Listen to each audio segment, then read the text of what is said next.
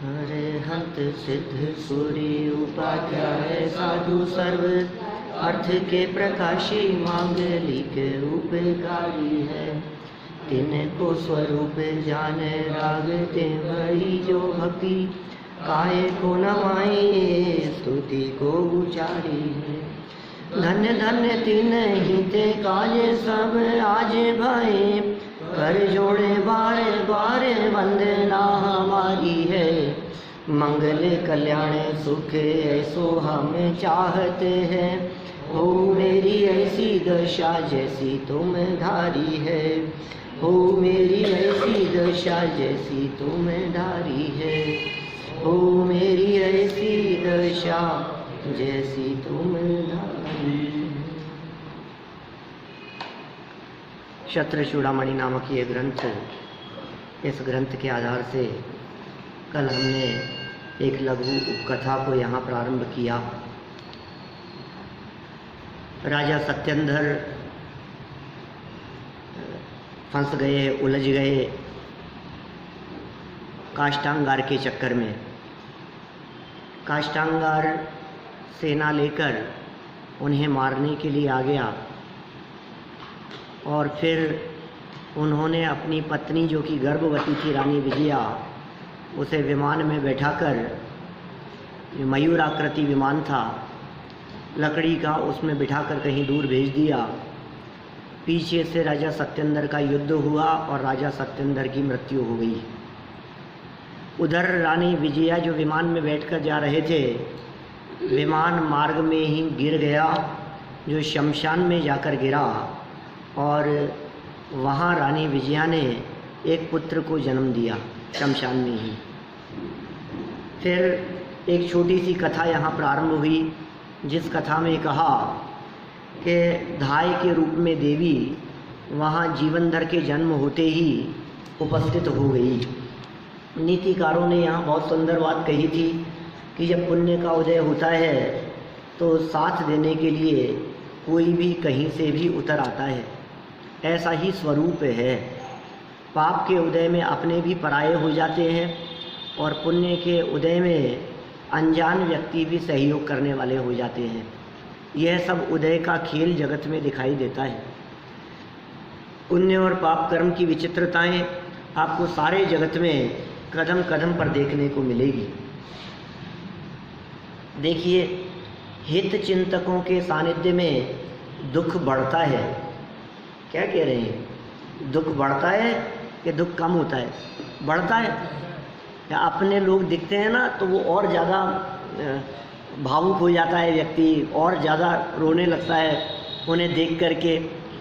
माने ये अपनों के बीच में वो दुख और अधिक बढ़ता हुआ सा लगता है। यह बात यहाँ नए श्लोक के माध्यम से कहना चाहते हैं।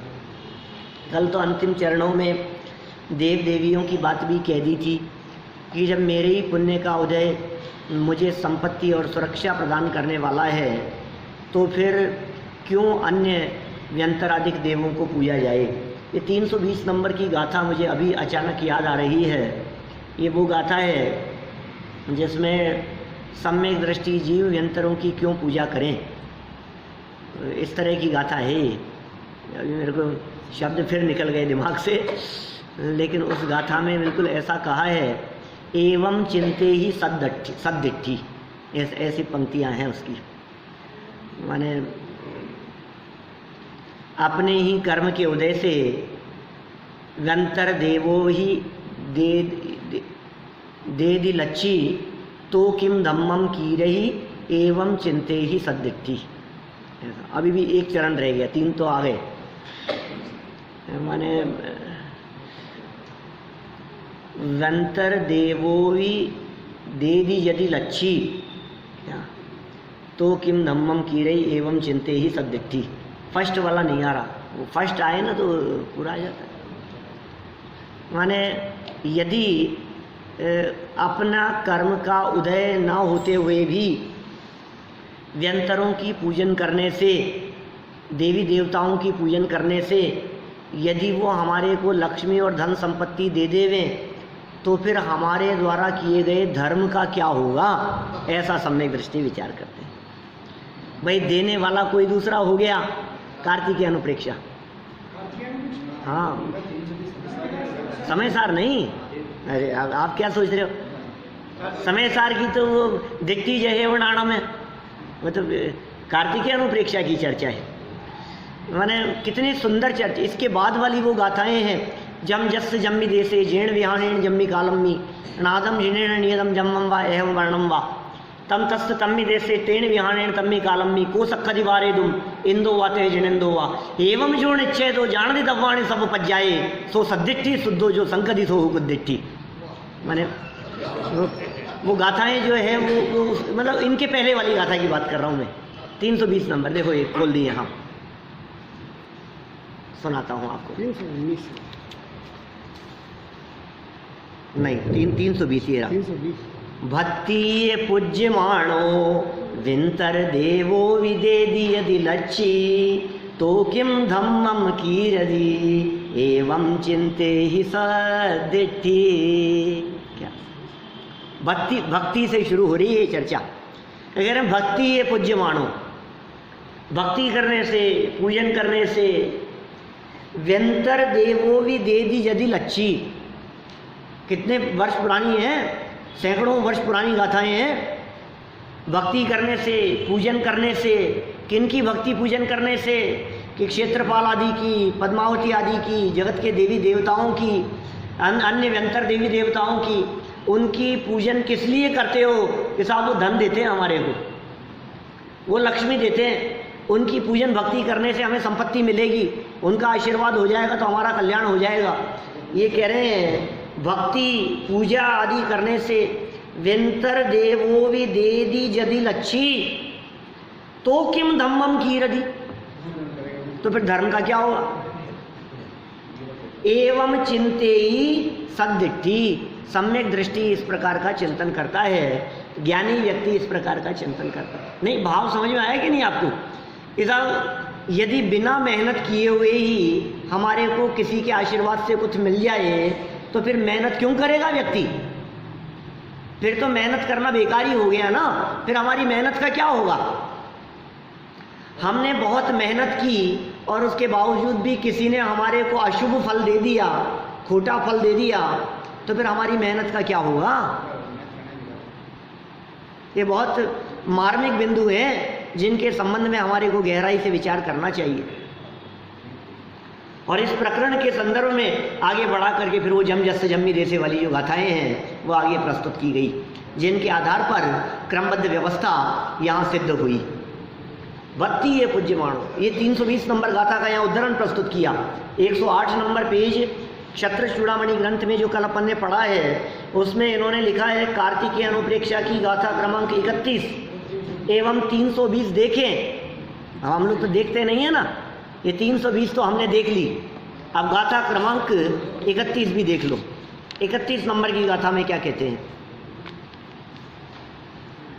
अपाणम प्रिय शरणम खमादि भावेयं परिणदम होदी तीव्र कसाया विठो अपाणम हवदि अपेण। जो अपने का क्षमादि 10 लक्षण रूप परिणमित करता है सो शरण है। अपाणम, और जो तीव्र कषाय युक्त होता है तो अपने ही द्वारा अपने को हंता है। कौन शरण है, उस शरण पने की चर्चा यहाँ इन्होंने 31 नंबर की गाथा में की है। स्वयं स्वयं के लिए शरण है, जगत में कोई देवी देवता शरण नहीं है। किस किस की शरण लेगा, कहाँ कहाँ शरण लेता रहेगा, जगत में कोई शरण है ही नहीं ना। ये 320 नंबर गाथा याद रखना। भक्ति ये पूज्य माणो व्यंतर देवो विदेदि यदि लच्छी तो किम धम्मम की रही है एवं चिंते ही सद्दिट्ठी। सम्यक दृष्टि ऐसा विचार करता है। हाँ, करे आप फल दे अन्य तो स्वयं किए निष्फल होते। सामयिक पाठ अमित गति आचार्य कह रहे हैं। माने किया तो मैंने, स्वयं कृतम कर्म यदात्मना पुरा फलम यदि ये लभते शुभाशुभम परेण दत्तम यदि लभ्यते स्फुटम स्वयं कृतम कर्म निरर्थकम तदा। अपने द्वारा किए गए निरर्थक हो जाएंगे। कितने सरल संस्कृत है, ऐसे कठिन नहीं है। क्या कह दिया? स्वयं कृतम कर्म यदात्मना पुरा फलम यदि ये लभते शुभाशुभम परेण दत्तम यदि लभ्यते, दूसरे के द्वारा किया हुआ यदि प्राप्त होता है स्फुटम, तो स्वयं कृतम कर्म निरर्थकम तदा, काम मैंने किया, फल कोई और मुझे दे देवे तो मेरे किए हुए का क्या होगा? न्याय तो यही है, जिसने जैसा किया है उसको वैसा फल मिलना चाहिए। यही प्रकृति है, प्रकृति की यही व्यवस्था है, यही न्याय है, यही नियम है, यही सिद्धांत है। जिसने जैसा कर्म किया है, सारा जगत यह बात कहता है, जैसा कर्म करेगा वैसा क्या। जिसने अच्छा किया है उसको अच्छा मिलेगा, जिसने बुरा किया है उसको बुरा मिलेगा। क्या भगवान नहीं कि कर्म का फल, क्या अच्छे अच्छे कर्मों का फल, अच्छे और बुरे कर्मों का फल सबको मिलता है अपना अपना। देखिए हित चिंतकों की यहाँ बात कह रहे हैं। अब तो हित चिंतकों के सानिध्य में दुख बढ़ता है। 108 नंबर पेज।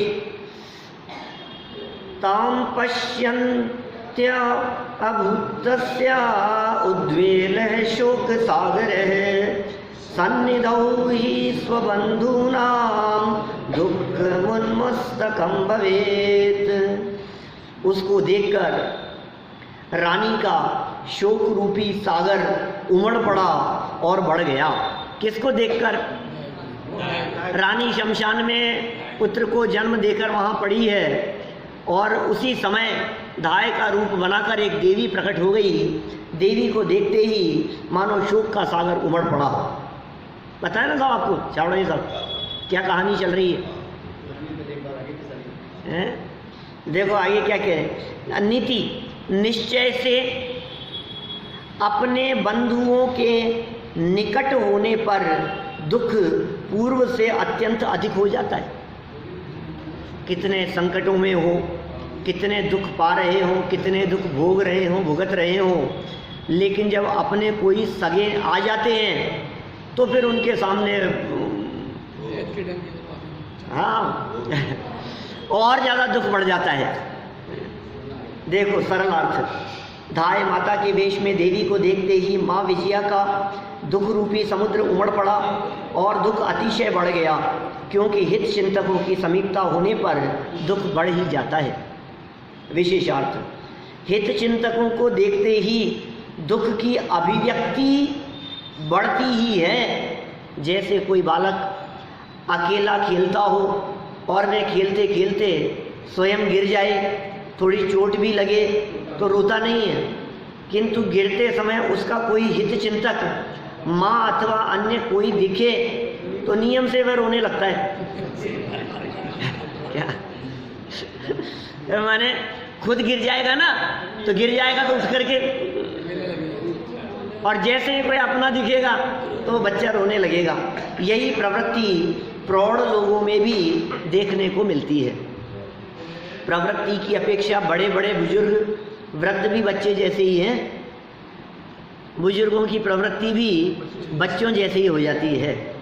माता विजया भयानक शमशान में अत्यंत दुखद अवस्था में जब अकेली थी तब दुखी तो थी पर रोती नहीं थी, किंतु अपने निकट हित चिंतक धाय को देखते ही विह्वल होकर रोने लगी। परिस्थिति कैसी बन रही है देखिए आप। देवी का माँ विजया को समझाना, देवी समझा रही है माँ को। नया श्लोक देखिए। देवता तु समाश्वास्य जात माहात्म्य वर्णनैः पूर्णा दिदर्शनोद्भूतेर्देवीं तानित्यवोचयत्। तदनंतर उस देवी ने भौ के मध्य, बालों के ऊपर भौरी इत्यादि अनेक चिन्ह दिखाकर बालक का माहात्म्य वर्णन करके उस रानी को विश्वास दिलाकर इस प्रकार कहा।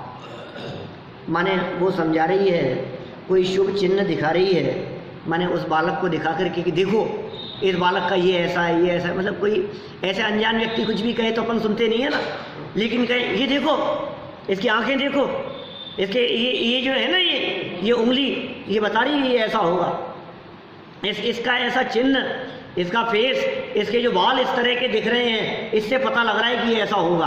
तो फिर भरोसा होने लग जाता है ये सामने वाला कोई जानकार व्यक्ति है और जो बात कह रहा है वो अपने अनुभव से सच्ची बात कह रहा है। ऐसे आपका जन्म, बालक का जन्म हुआ और किसी ने आकर ये कह दिया ये बहुत भाग्यशाली है, हाँ सब ऐसे कह देते हैं भाग्यशाली है, क्यों है कारण बताओ तो विश्वास होता है। तो यहाँ देवी ने कारण प्रकट कर दिया। जब धाय का रूप धारण करके आई देवी ने रानी विजया को बालक के भौं के मध्य में बालों के ऊपर भौरी आदि के शुभ चिन्ह दिखाए और विश्वास पूर्वक धैर्य बंधाकर नवजात शिशु के महत्व को समझाया। विशेष अर्थ, कोई विशेष बात नहीं है, पढ़ते हैं अपन आगे। किसी भी माँ को प्रेम पूर्वक सहज जीतना हो तो उसके पुत्र के गुणों की प्रशंसा करो। ये कैसा है, ये सहज ही है ऐसा स्वरूप। आप उसके पुत्र के गुणों की यदि प्रशंसा करेंगे तो आप माँ को प्रेम पूर्वक सहज जीत लोगे। नीति है और क्या है। किसी भी माँ को प्रेम पूर्वक सहज जीतना हो तो उसके पुत्र के गुणों की प्रशंसा करो और पुत्र की विशेषताएं बताते जाओ, तब वह माता प्रसन्न तो होगी ही और उसके साथ ही आपकी अन्य बातें भी मान लेगी। ये जो कह रही है ये सही कह रही है। देखो कितना सुंदर है, मैंने तो ध्यान ही नहीं दिया था, मैंने तो देखा ही नहीं था। बालक वास्तव में कितना भाग्यशाली दिखाई दे रहा है। और ये अनुभवी धाय माँ ये कुछ जो लक्षण बतला रही है, इन लक्षणों को देख करके हमें अनुभव होता है कि हाँ हाँ बात तो सही है। यहाँ बालक जीवंदर कुमार कामदेव और तद्भव मोक्षगामी है, अतः प्रशंसा के योग्य तो है ही। वज्र वृषभ नारद सेनन के धनी है, चरम शरीरी है, तद्भव मोक्षगामी है, इसी भव से मोक्ष जाने वाले हैं जीवंदर। कामदेव है। कामदेव कौन? जिनके समान इस पूरे लोक में सुंदर कोई ना हो, उसका नाम है कामदेव। तो कामदेव है ये जीवंदर स्वामी। माने इनके रूप सौंदर्य को देखकर लोग दांतों तले उंगली जमा ले, ऐसी स्थिति है। वर्णन ऐसा ऐसा करते हैं कामदेव का वर्णन कि रास्ते में जाती जाती महिलाएं टकरा जाएं, माथे से फटके गिर जाएं, ऐसे वर्णन किए हैं आचार्यों ने। क्या वो देखे तो देखते ही रह जाएं। माने उन्हें रोड पर देखकर कितनी दुर्घटनाएं घट जाएं, इसके चित्रण आचार्यों ने कई शास्त्रों में किए। इतने सुंदर होते हैं, मतलब उनकी सुंदरता की तुलना जगत में किसी से नहीं की जा सकती है। ऐसे सर्वांग सुंदर, ऐसे कामदेव जीवंदर। माने देखो जो जितना भाग्यशाली होता है उसका बाह्य रूप आदि भी उतना ही विशेष दिखाई देता है, क्योंकि पुण्यशालियों का पुण्य सब तरफ से फलित होता हुआ दिखाई देता है। जो जितना भाग्यशाली होगा उसका बाह्य रूप भी उसी प्रकार का होगा। जो वैभव संपन्न होते हैं उनका शरीर भी वैसा ही होता है, उनकी सुंदरता भी उसी प्रकार की होती है, उनके मित्र, उनका उठना बैठना, उनके संयोग, सारी परिस्थितियां सब उसी दिशा में चलती है, एक दिशा में। और जो भाग्यहीन होते हैं माने उनके साथ परिस्थितियां भी उसी तरह की होती है। ये भाग्यशाली नहीं होता तो आज जंगल में देवी कैसे प्रकट हो जाती। देवी देवता भी भाग्यशालियों के चरणों में आकर के पड़ते हैं, अभागों के तो दूर भागते हैं, अभागों के तो माता पिता भाई बहन भी दूर भाग जाते हैं, और भाग्यशालियों के अनजान अपरिचित देव भी आकर के सहयोग करने के लिए तैयार हो जाते हैं। कल हमने सीता की बात कही तो थी, तो फिर साहब आप क्या कहना चाहते हैं, सीता भाग्यशाली थी क्या अभागी थी? देव लोग रावण उठा करके ले गया, तो आप क्या कहना चाहते हैं उस परिस्थिति में? और जब देवों ने आकर के अग्नि परीक्षा के समय पुष्प वृष्टि की तो क्या कहना चाहते हैं कि सुनो भाई, भाग्यशाली और अभागा कोई लाइफ टाइम नहीं होता। जब तीव्र पुण्य का उदय चल रहा होता है तो वो भाग्यशाली हो जाता है, और जब तीव्र पाप का उदय चल रहा होता है तो वही भाग्यशाली व्यक्ति अभागा हो जाता है। जिस समय रावण उठा करके ले जा रहा था उस समय उसका भाग्य जागृत नहीं था, भाग्योदय नहीं हुआ था, उस समय वो अभागी थी, उस समय तीव्र पाप कर्म का उदय चल रहा था, पूर्व जन्म में अपने ही द्वारा किए गए किसी अपराध का फल उसको भुगतना पड़ रहा था, और अब जब अग्नि परीक्षा का समय आ गया है तो उसका भाग्य उदय हो गया है। अब देवलोग आ गए हैं, हमारे साथ भी ऐसी परिस्थितियां नहीं होती है, कितने संकट, कितने कष्ट, कितनी परेशानियां, और अब क्या हुआ, अब ऐसा उदय बदला कि सब संकट, सारी समस्याएं सब मिट गई। ऐसा एकदम फर्क आ गया, इतना भाग्यशाली। और अब क्या हो गया, एकदम मार्केट ऐसा टूटा कि सब खत्म हो गया। ये क्या हो गया? ऐसी परिस्थितियां बदलती रहती है। देखिए क्या कह रहे हैं यहाँ आगे, वो कैसा था, कामदेव के समान था बालक, अत्यंत सुंदर। माने यदि वो शमशान में अमावस्या की रात्रि में अंधकार में बिना लाइट, बिना रोशनी, बिना प्रकाश के पड़ी हो, तो वो सुंदर बालक की उपस्थिति मात्र ही वहाँ प्रकाश उत्पन्न कर रही हो, इतना सुंदर था। तो बात तो सही समझ में आ ही रही है, तद्भव मोक्षगामी और प्रशंसा के योग्य तो वे हैं ही। देखिए माँ विजया को देवी का आश्वासन, देवी कुछ आश्वासन दे रही है विजया माँ को। क्या आश्वासन दे रही है? देखो, क्योंकि ये तो घबरा रही है, पति है नहीं, राज्य है नहीं, पैसा है नहीं, खिलाने वाला कोई है नहीं, रोटियों की व्यवस्था नहीं है, ये कैसे परिस्थिति बन रही है इनकी। बड़े बड़े महापुरुषों की ऐसी परिस्थितियां बनती हुई दिखाई देती है, श्री कृष्ण की ऐसी परिस्थिति बनती हुई दिखाई दी, हनुमान जी का जन्म के समय ऐसी परिस्थिति बन गई कि कहाँ जाकर के उसका अंजना गर्भवती अवस्था में और जंगल में जाकर के पुत्र को जन्म दिया। हनुमान जी का जन्म भी जंगल में हुआ था, श्री कृष्ण का जन्म जेल में हुआ, जीवनधर स्वामी का जन्म शमशान में हुआ, लवकुश का जन्म जंगल में हुआ, आश्रम में, जहाँ वो तो खैर सुरक्षित स्थान पर पहुंच गई थी सीता तो। लेकिन ये परिस्थितियां महापुरुषों के जीवन में कैसी घटती है, हमारा कहाँ हुआ, नगर के बीच में है, अस्पताल में। हम तो कितने भाग्यशाली दिखाई दे रहे हैं। अरे भाई, ये जन्म से फर्क नहीं पड़ता, ये बात पहले कह चुके हैं। जन्म कहीं भी हो, जन्म कैसा भी हो, कर्म कैसा है ये बताओ। क्या जन्म तो ले लिया था, लेकिन कर्म कुछ सुधरे के नहीं।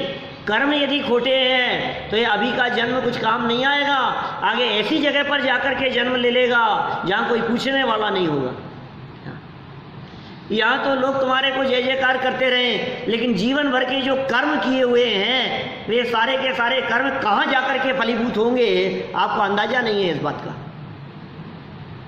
यहाँ तो लोग जय जयकार कर रहे हों, प्रशंसा कर रहे हों, गीत गा रहे हों, शव यात्रा निकल रही हो, लोग बहुत प्रशंसा कर रहे हों कि अरे अरे बहुत बड़े आदमी थे, बहुत सरल थे, बहुत दानी थे, ये चर्चा चल रही हो, और वहाँ नरक में जाकर के अंतरंग परिणामों का फल वहाँ डंडे पड़ रहे हैं। यहाँ चंदन की लकड़ियों में जलाया जा रहा हो और वहाँ भयंकर आग में जल रहा हो। ये चंदन की लकड़ियों की ठंडक और शीतलता ये थोड़ी बहुत भी नहीं पहुँचती है वहाँ नीचे, थोड़ी बहुत तो पहुंच जाए, कुछ असर नहीं होता। देखो फिर भी आश्वासन दे रही है माँ को यह धाय माता, क्योंकि चिंता तो होती ही है, अब क्या होगा। भाई तुमने भले ही कितनी भी प्रशंसा की, बालक बहुत भाग्यशाली है, होनहार है, इसके साथ में सब अच्छा होगा, लेकिन मेरे को तो अंधकार दिख रहा है। मुझे तो ये दिख रहा है कि अभी रोटियां क्या खाऊंगी और क्या खिलाऊंगी, अभी कुछ शरण नहीं दिखाई दे रही है, क्योंकि एक भी तो व्यक्ति नहीं है सहयोग करने वाला। एक अनजान अपरिचित व्यक्ति ने आकर के कह दिया कि ये बहुत भाग्यशाली है, उससे क्या होता है? आपके द्वारा की गई प्रशंसा से पेट थोड़ी ना भरता है। पेट भरने के लिए तो रोटी चाहिए, जीवन यापन करने के लिए तो धन चाहिए, रहने के लिए तो मकान चाहिए, बालक का जन्म हुआ है, इसको पहनाने के लिए तो कपड़े चाहिए। अभी तो इसको पहनाने के लिए तन पर कपड़े भी नहीं है, जन्मते बालक के कपड़े कहाँ से आएंगे? अभी उसको तो निकाल दिया, निकल गई वो तो वहां से, राज्य से। आप उस परिस्थिति की प्रैक्टिकल कल्पना करो तो आपको पता लगेगा कि आखिर वो कितनी भयानक स्थिति थी। हमें तो 2 शब्दों में हमने सुन लिया तो हमारे को कुछ लगता नहीं, हाँ ठीक है, जंगल में जन्म हो गया, शमशान में जन्म हो गया। अरे भाई, शमशान में जन्म का मतलब जानते हो आप? कल हमने कुछ ऐसी चर्चाएं कर ली कि ट्रेन में जन्म हो गया, कि प्लेन में हो गया, कि रास्ते में हो गया, लेकिन उनके साथ तो परिवार भी है और ठिकाना भी है और लोग भी हैं, और जन्म होने के बाद में वहीं रहना नहीं है। जन्म होने के बाद में उसको अपने ठिकाने पर पहुंचना है, धन संपत्ति और वैभव भी है, सब कुछ है। वहाँ इतनी प्रतिकूलता कहाँ है? क्या ट्रेन में जन्म हो गया तो संभालने वाले बहुत है ना, लेकिन जंगल में जन्म हुआ हो, अब इसको कपड़े पहनाने वाला कौन है बताओ मेरे को? पानी पिलाने वाला कौन है? क्या संभालने वाला कौन है? कोई नहीं है। न दूध देने वाला है, न दवा देने वाला है, न कपड़े देने वाला है, न रोटी पानी खिलाने पिलाने वाला है। भयानक डरावना माहौल दिखाई दे रहा है, और अभी नहीं, फ्यूचर दिख रहा है पूरा। क्या ये अभी अभी के लिए दिखाई देवे तो कोई बात नहीं, एक दिन का काम है जी, जंगल में अभी कोई बात नहीं, रात यहाँ बितानी है, कल पहुंच जाएंगे अपने घर। वो भी तो नहीं है स्थिति। परिस्थिति कितनी भयानक है। देखो, ऐसी परिस्थिति में घबराई हुई रानी विजया माँ को ये देवी आश्वासन दे रही है। हाँ, ये पता भी तो नहीं है जी, खबर भी तो नहीं है, हो सकता है खबर लग गई हो। देखो क्या कह रहे हैं, पुत्राभिवर्धनोपाये देवी चिंता निवर्त्यताम् क्षत्रपुत्रोचितं कश्चिदेनं संवर्धयिष्यति। हे देवी, तुम पुत्र की वृद्धि के उपाय में चिंता मत करो। कोई क्षत्रियों के पुत्रों के योग्य इसका पालन पोषण करेगा। ये हे देवी कौन कह रहा है? ये वो धाय थी ना, वो इसको देवी कह रही है, क्योंकि वो तो धाय का रूप बना करके आई है। धाय का रूप बना करके आई है माने दासी का रूप बना के आई है। और रानी विजया जिस वेश में आई थी, तो ये दास दासियों के वेश में तो नहीं थी, ये तो महारानी थी। शक्ल महारानियों जैसी होगी, वेशभूषा कपड़े महारानियों जैसे होंगे, हैं? तो सच में वहाँ जंगल में ये रानी तो लग रही थी देवियों जैसी, और वो देवी लग रही थी दासियों जैसी। तो दासी ने क्या जवाब दिया, धाय माँ ने क्या जवाब दिया उसको कि हे देवी, तुम पुत्र की वृद्धि के उपाय में चिंता मत करो। पुत्र कैसे बड़ा होगा, इसका क्या होगा, इसका पालन पोषण कौन करेगा, मत सोचो इसके बारे में कुछ भी। क्षत्रियों का पुत्र है ये, राजा का पुत्र है, इसका लालन पालन भी क्षत्रिय पुत्रों के जैसे ही होगा। तुम चिंता मत करो, घबराओ मत। क्या बात कह रहे, ये कैसे होगा, कहाँ रहेगा? अब दिमाग में कई तरह के विकल्प चलने लगते हैं कि पता नहीं क्या होगा, पता नहीं क्या होगा। खास श्रृंगार तो नहीं ले जाएगा इसको उठा करके, कौन आएगा, मेरे भाई आएंगे कि मामा आएंगे कि पिताजी आएंगे, कौन आकर के ले जाएगा, कैसी परिस्थिति बनेगी। आगे जाकर के घटना फिर एक नया मोड़ लेने वाली है। यद्यपि संक्षिप्त घटना जब हमने पढ़ी थी तो आपको पता है पूरी स्थिति क्या होगी। देखो सरल अर्थ, हे माता, तुम अपने पुत्र के बड़े होने और पालन पोषण की चिंता छोड़ दो। देखो आपको जो चिंता है ना, ये यहाँ ये सब नीतियाँ ही बतला रहे हैं। आपको अपने बच्चों की चिंता है, हे माता, तो इसकी चिंता छोड़ दे। क्या, क्यों छोड़ दे? पता नहीं क्या होगा, पता नहीं कैसे पढ़ेगा, पता नहीं क्या करेगा, पता नहीं इसके भाग्य में क्या होगा, है ये क्या कमाएगा, इसके सर्विस का क्या होगा, इसके बिजनेस का क्या होगा, इसके काम का क्या होगा। बात तुम छोड़ दो चिंता। हर व्यक्ति अपना भाग्य खुद लेकर के आता है, सबका अपना अपना भाग्य है। और इतना तो समझ लो भैया, आपके घर में जन्म लिया है तो अभागा तो है नहीं, क्या भाग्यशाली तो है। अब आप कितनी भी चिंता करते रहो कि शुभम का क्या होगा, अरे नाम ही उसका शुभम है, क्या होगा बताओ, अच्छा ही होगा। और जो होगा उसके उदय से कम ज़्यादा तो होगा नहीं, ये विश्वास रखो आप। ऐसा हो नहीं सकता है कि आपने कर्म अच्छे किए हो और दुनिया में कोई आपको लूट लेवे, आपको बेवकूफ़ बना देवे, आपको नुकसान पहुंचा देवे।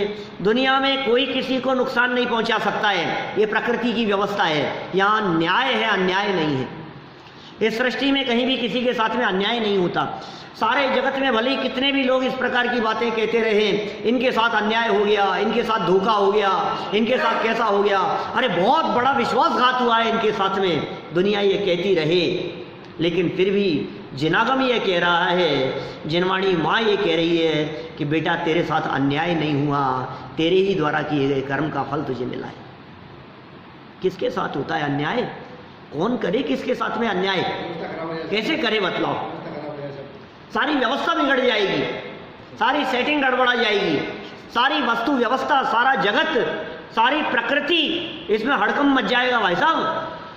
आप सोच नहीं सकते हो कैसी कैसी स्थिति हो जाएगी। तो हमने कुछ किया नहीं और सजा हमारे को मिल जाए, ऐसा कैसे होगा? जरूर तुमने कुछ न कुछ तो किया होगा। क्या ऐसे ही नहीं होता है, कुछ ना कुछ तो किया होगा। क्या ये कुत्ता काट खाया तेरे को, तो बेटा तूने कुछ ना कुछ किया होगा, छेड़ा होगा। क्या तूने पत्थर मारा होगा, तूने उसको छेड़ा होगा। ऐसे तो नहीं करते कुछ भी, कुत्ते भी कुछ नहीं करते, बंदर भी कुछ नहीं करते, कोई जानवर ऐसे किसी का कुछ बिगाड़ता नहीं है। तूने ही कुछ ना कुछ किया होगा कि नहीं मैं तो जंगल से जा रहा था, शेर जबरदस्ती झपट्टा मार दिया मेरे ऊपर, मैंने तो कुछ नहीं किया था, मैं तो डर ही रहा था उससे। कि पिछले जन्म में तूने कुछ ना कुछ किया होगा। क्या अभी नहीं किया है तो पहले किया होगा। जब वर्तमान में कोई पाप होता हुआ न दिखाई देवे, क्या अभी नहीं कभी कभी तो किया होगा। तुम तो अभी देख रहे हो, तुम तो वर्तमान देख रहे हो। और सुनो, तुम्हें इस बात का भी पता नहीं है कि फल तो परिणामों का लगता है। तुम्हें लगता है हमने कुछ नहीं किया, लेकिन तुमने टीवी की स्क्रीन के सामने बैठे बैठे जो दिन भर परिणाम बिगाड़े थे, उसका फल कौन भोगेगा? जब स्क्रीन के सामने बैठे बैठे तुम्हारे मन में ये भाव आ रहा था, और मार इसको तो खूब पिटाई होनी चाहिए। क्या बोलो, इसके साथ तो ऐसा होना ही चाहिए, इसको तो पिटना ही चाहिए। तुम होते कौन हो ऐसे विचार करने वाले? लेकिन तुमने जो ऐसे खोटे विचार किए, तुमने जो परिणाम बिगाड़े, तुम्हारे हृदय में जो ऐसे परिणाम बिगड़ने का भाव आया, उनका फल कौन भोगेगा? फल तो परिणामों का लगता है। पर में तो तुम्हारी कुछ चलती नहीं है, पर में तो चला सकते भी नहीं हो, फल तो अपने ही भावों का लगेगा ना। तो क्या करें बोलो? अपने को अपने भावों का फल मिलेगा, पुत्र को कैसा फल मिलेगा? उसको उसके भावों का मिलेगा। उसको कैसा फल मिलेगा? उसका भविष्य कैसा होगा? आप जैसा बनाओगे, जैसा उसका है, जिसका जैसा कर्म का उदय जैसा जैसा बदलेगा, वैसी वैसी उसकी परिस्थितियां बदलती जाएगी। आपके साथ में रहना है कि आपसे दूर रहना है, जयपुर में रहना है कि मुंबई बेंगलोर कहीं रहना है, कि देश में रहना है कि देश के बाहर रहना है, कितने समय तक जिंदा रहना है, शादी करेगा कि नहीं करेगा, और कितनी आयु होगी उसकी, कि 20-22 साल की उम्र में ही मर जाएगा, किसको पता? कौन कर रहा है? लेकिन यहाँ आश्वासन दिया जा रहा है कि तू चिंता मत कर, पुत्र बहुत भाग्यशाली है, इसका अपना भाग्य है, इसका लालन पालन सब क्षत्रियों जैसे होगा। हे माता, हाँ देवियाँ भी अवधि ज्ञानी होती है, सारे देव अवधि ज्ञानी होते हैं, सारी देवियाँ अवधि ज्ञानी होती हैं, भूतकाल को तो जानती हैं, भविष्य को भी जानने वाले होते हैं, उन सबका दिव्य ज्ञान होता है, अपनी अपनी मर्यादा में जानते हैं भले। लेकिन जंगल की देवी थी, प्रकट हो गई वहाँ, व्यंतरवासी होंगी कोई, और तुरंत आकर के उसने जान लिया इसके साथ में क्या घटना घटने वाली है। देखो इधर जो चित्र दिखाई दे रहा है उसमें शमशान दिख रहा है, जलती हुई लकड़ियाँ दिखाई दे रही हैं, हड्डियाँ पड़ी हुई, और ये खोपड़ी पड़ी है। देखें, हे माता, तू अपने पुत्र के बड़े होने और पालन पोषण की चिंता छोड़ दो। अरे राम, ये कैसे बड़ा होगा, ये कैसे बड़ा होगा, तुम तो छोड़ दो चिंता, सब हो जाएगा अपने आप। क्या कोई मनुष्य आपके इस पुत्र का क्षत्रिय पुत्र के योग्य उत्तम पद्धति से लालन पालन करेगा? कोई व्यक्ति ऐसा आएगा, अभी आएगा यहाँ, और यहाँ आकर क्षत्रिय पद्धति से तुम्हारे पुत्र का लालन पालन करेगा? इसलिए तुम चिंता करना छोड़ दो, तुम व्यर्थ की चिंताओं से आकुलता व्याकुलता मत करो। हमारी सारी चिंताएं अज्ञान के कारण हुआ करती है। हमें पता नहीं होता है, इसलिए हम अज्ञान अवस्था में अत्यंत दुखी और खेद खिन्न होते रहते हैं। अब क्या होगा, अब क्या होगा, अब क्या होगा, पता नहीं क्या होगा, पता नहीं क्या होगा, तो खामखा में परेशान हो रहा है। क्या होगा बताओ मेरे को। अच्छा, जो होने वाला है वो भगवान महावीर स्वामी के ज्ञान में झलक रहा है कि नहीं झलक रहा है? 2500 साल पहले भगवान महावीर स्वामी को केवल ज्ञान हुआ था, तो उनके ज्ञान में ये बात झलक रही थी या नहीं? ये आज तो मथुरा से सेठ साहब आएंगे यहाँ, झलक रही थी साहब। तो उन कोई पूछता भगवान महावीर स्वामी से तो बता देते कि इतने तारीख को इतने बजे वो प्रवचन सुनने के लिए आएंगे वहाँ पे। अब बतलाओ, अब ये हमारे चावड़ाई साहब कहेंगे मैं लेके आया हूँ क्या? ये कह रहे हैं ये व्यवस्था है भाई साहब, प्रकृति की इस व्यवस्था में कोई फेरफार नहीं होता, इसमें परिवर्तन नहीं होता। ये प्रकृति की व्यवस्था अपने हिसाब से चलती है। आपके सर के बाल किसने सफेद कर दिए? सर से बालों को कौन उड़ा रहा है? ये कदम कदम पर आप थोड़ा गहराई से बैठ करके चिंतन करने लगे, दिन भर में यदि 10 मिनट भी यदि आप बैठ करके चिंतन करने लगे तो आपको समझ में आने लग जाएगी सारी बातें। ये विचार ही तो नहीं करता है, बस ये तो सोचता है कि जो हो गया इनके आशीर्वाद से भला हो गया, इनके हिस्से हो गया, इन्होंने कह दिया था इसलिए हो गया, ज्योतिषी ने भला अच्छा कह दिया था इसलिए हो गया। ये ज्योतिषी को मिठाई खिलाने लगे, उसने अच्छा कह दिया था। अरे उसने कुछ नहीं किया है, चिट्ठी पढ़ के सुना रहा है, चिट्ठी तो सुनाई है। और जितना उसका ज्ञान, जितनी उसकी समझ, भाई साहब परिस्थितियाँ वृद्ध अवस्था में कैसी कैसी बिगड़ जाती है, आस पड़ोस में देखो तो पता लगता है आपको। जब तक समय चल रहा है तब तक चल रहा है, अंत समय कैसा आएगा कौन जाने क्या होगा। देखो विशेषार्थ पढ़ते हैं यहाँ, साधनहीन और असहाय माता विजया को, साधनहीन है, रोटी भी नहीं है, कपड़े भी नहीं है, मकान भी नहीं है। रोटी, कपड़ा, मकान, ये 3 तो जीवन के लिए अनिवार्य आवश्यकताएं हैं ना। रोटी भी चाहिए, कपड़े भी चाहिए, और ठहरने के लिए, रहने के लिए मकान भी चाहिए। इसीलिए तो गरीबों को, फुटपाथ पर रहने वालों को ये सरकार भी तो बना बना करके दे देती है, फ्लैट बना करके दे देती है, मकान बना करके दे देती है, दूसरी जगह पर अलॉट कर देती है उनके नाम से कि तुम वहाँ जा कर के रहोगे, ये बस्ती खाली करो, ये कच्ची बस्ती खाली करो, यहाँ नहीं रहोगे, तुम्हारे लिए वहाँ मकान बना दिए। होते हैं ना ऐसे, जगह जगह बना दिए जाते हैं। मतलब सरकार भी ये सोचती है कि हमारे देश में कोई भूखा नहीं रहे, हमारे देश में कोई नंगा नहीं रहे, देश में सब ऐसे हों जिनके माथे पर छत हो। लेकिन देखो जीवन दर का हाल, न मकान है, न कपड़े हैं, और न रोटियों की व्यवस्था है। साधनहीन और असहाय, और सहायता करने वाला कोई नहीं। साधनहीन हो क्या और सहायता करने वाले हो, ऐसी घटनाएं तो आपको दुनिया में बहुत मिलती हैं। माने अचानक रोड पर आपके पास में कोई साधन नहीं था और परिस्थिति बिगड़ गई, लेकिन सहायता करने वाले लोग तो मिल ही जाते हैं।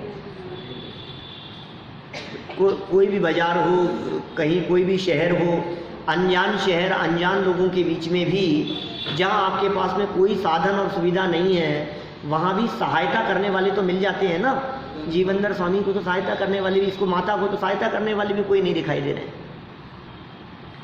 साधनहीन और असहाय माता विजया को अपने सुपुत्र के बड़े होने और उसके पालन पोषण की चिंता होना स्वाभाविक ही है।